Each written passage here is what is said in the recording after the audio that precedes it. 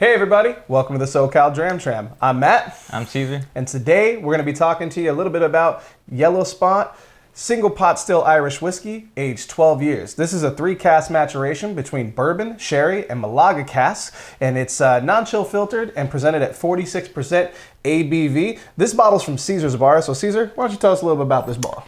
So, as I said in the last video, only have I in the past year actually tasted different notes in Scotch or whiskey, but this bottle right here, this Yellowspot, was the first actual notes I ever got. Was the breakthrough point where I was like, wow, I taste sweetness, I taste honey, all past this alcohol. It got me super excited. I told Matt like right away, I was like, yo, you gotta try this, dude. This is some really good stuff. I get the honey notes you're talking about. I get that sherry. Oh my God, it hit every single palate.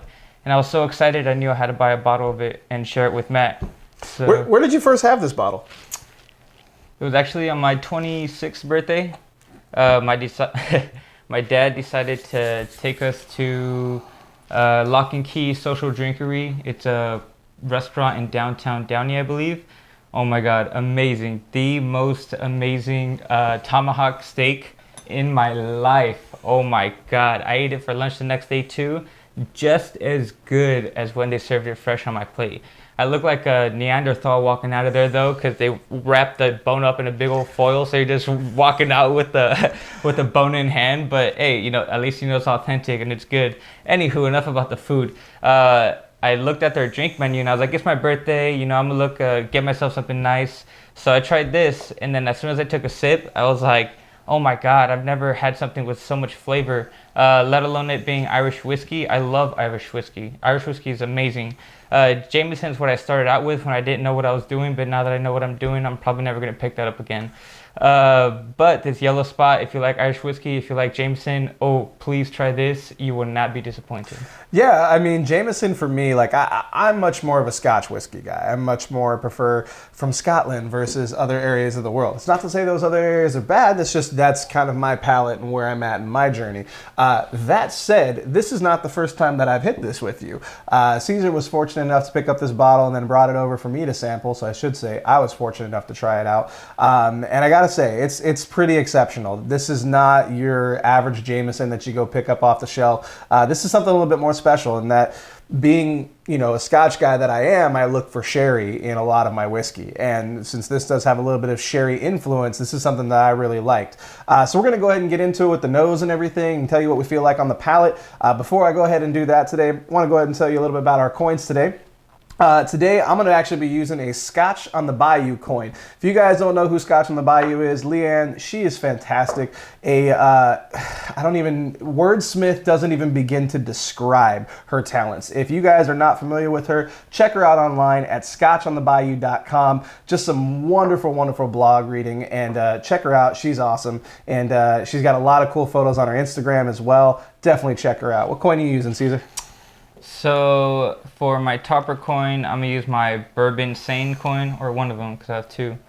Bourbon Sane, pretty cool guys. And for my bottom coin, I'm gonna use my Whiskey Wednesday, because why not?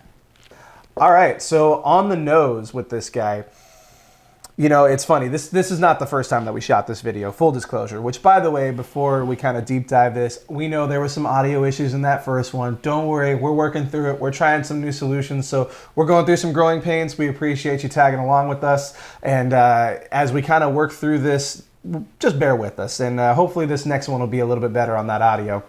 But man, right off the bat with this, I don't know if it's maybe just because it's been a week since I had it, but before I was kind of saying that acetone, like alcohol nose was really punching me in the face, and I couldn't really get past it. I had to deep dive it.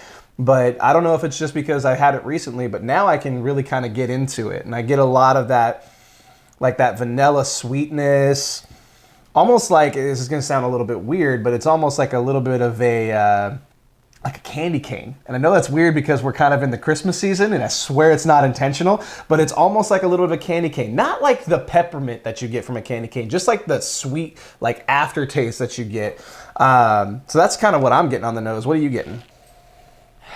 Definitely get some sweetness. But right next to that honey, I can smell like some crisp, fresh, organic green apples. If anything, I close my eyes and it smells like a green apple tree with a honeycomb on it. I could get behind your apples for sure. Yeah, you know, on the palate, that sweet really comes forward. Definitely get that honey, almost like honeycomb. Maybe even the touch of toffee in there. Maybe that's from the sherry. Wow. It kind of reminds me a little bit of, there's a Hershey candy bar that you can get around the holidays, and it's basically like a peppermint toffee white chocolate. It's basically everything I love, all rolled into one candy bar. And again, fat kid. But that's what I'm getting off of this. Like I said, really sweet, really subtle, not a whole lot of alcohol burn, which is good at only 46%. I'm curious to see how it does with the water. But yeah, that sweetness is coming through so predominantly, especially that honey. Yeah, honey is definitely the one that stands out the most. You definitely taste the alcohol, but nowhere near like, you know, a cask strength or something you have to struggle through. It's easy, you get the notes right away. So I'm excited to see what the water will do, because most of the time, at least, it brings flavor out in good whiskey. Yeah, and you know, we got a couple of questions on our YouTube comments, but also just on our Instagram. A couple of people threw it up on Facebook to throw some support our way, which, by the way, thank you to everybody who's just been following us on the Instagram, subscribing to us here on YouTube, and just sharing us on Facebook, all that good stuff. We really do appreciate every single one of you guys. This doesn't happen without you guys at this point who are even curious about this kind of stuff, or for lack of a better word, can tolerate listening to us for 10 to 15 minutes at a time. If you come into our store, you got to listen to us for a lot longer, but we get paid for that. But thank you genuinely from the bottom of our hearts. It really does mean the world to us. So thank you for that. But one of the questions that we got asked was, why do we add water to the whiskey?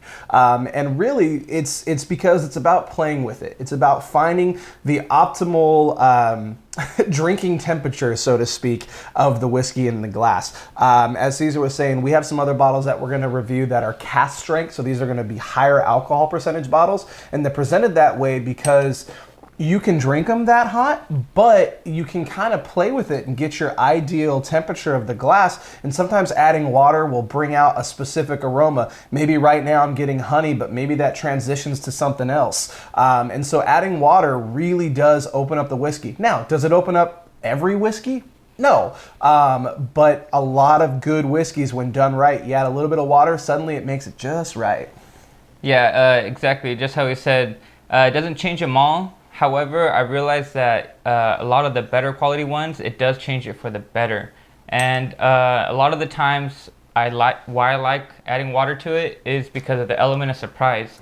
Like right now, I get that straight honey note, and I could definitely taste it's there. But there's times where I'll add water, and then bam, a completely different flavor comes out and just hits you in the face.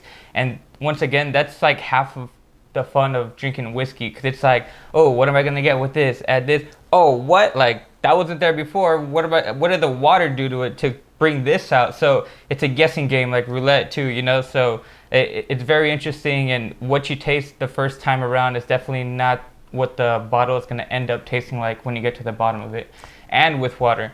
So yeah, folks, I definitely recommend trying a bit of water in it, but not like with Jameson, once again, with that like lower quality basic stuff. More with a little bit of the higher end shelf stuff. I would try putting water on. Yeah, anything 46% or above, you could feel pretty confident putting some water on it, and it should do some stuff to the whiskey that maybe you weren't expecting. Don't be afraid to play with your whiskey is really the end goal here. But I'll tell you, with the water, the whole thing just became creamy. Like almost a creme brulee type of texture. Flavors still very similar to without the water, still getting that honey, still getting that vanilla, a little bit of that candy cane sweetness. But with the water, the texture of it just changes. The 46%, it's not a hot alcohol or anything like that, but you know, it's a little more aggressive on the palate than they say something like our Glenfiddich 12 we already reviewed. Oh my God, bro. That's why you add water, Oh folks. my God. Tell me about it. Oh my God, that creamy is probably the best way to explain it. It's as if the honey wasn't sweet enough before. You add water on it, and it turned into a creamy honey. Like I think creme brulee was probably a good way to explain it. It was nice and milky, and that whole milk, instead of it wishing around in your mouth and burning, all the flavor was just sticking around. So even after I swallowed it, there were still notes there a couple seconds after. Really good. Yeah, so 100%. This is something that I would 100% have on my bar. I know Caesar's probably going to replace this when he gets to the end of it. He's about halfway through of it, but this is something that I would definitely be wanting to pick up for my bar. They have a couple different other expressions. They have a green spot, they have a red spot, which is kind of the higher end, and I'm sure we're going to get into those eventually because we both really enjoy this one. If I had to score this, again, kind of with our unique scoring system with cars hooked up to the tram, because we are the SoCal Dram Tram, I'm going to go ahead and give this 4 cars. This is something that I am not ashamed to pour for anybody, especially when it's not my bottle. But this is something that I think if you are into whiskey, or even if you're not into whiskey and you're just starting to kind of get the idea of maybe I want to try some stuff, this is something that's not super aggressive. It's not something that's going to bite you in the butt. And it's not something that's going to make you maybe turn you off to whiskey.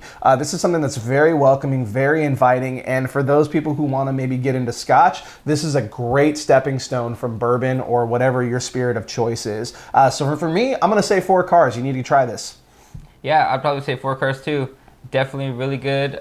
It's a good bridge whiskey as well. So if you are drinking that Jameson every weekend, you know, thinking you're drinking good whiskey, this will be a good bridge to bring you over to the dark side, as some would like to say.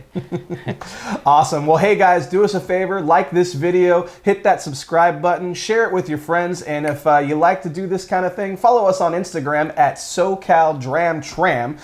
Sometimes you'll get a little mix up in the search, but again, it's SoCal Dram Tram. And again, like, share, and subscribe. Hit that little bell for notifications to know when our new videos pop out. Caesar, you got anything else to add?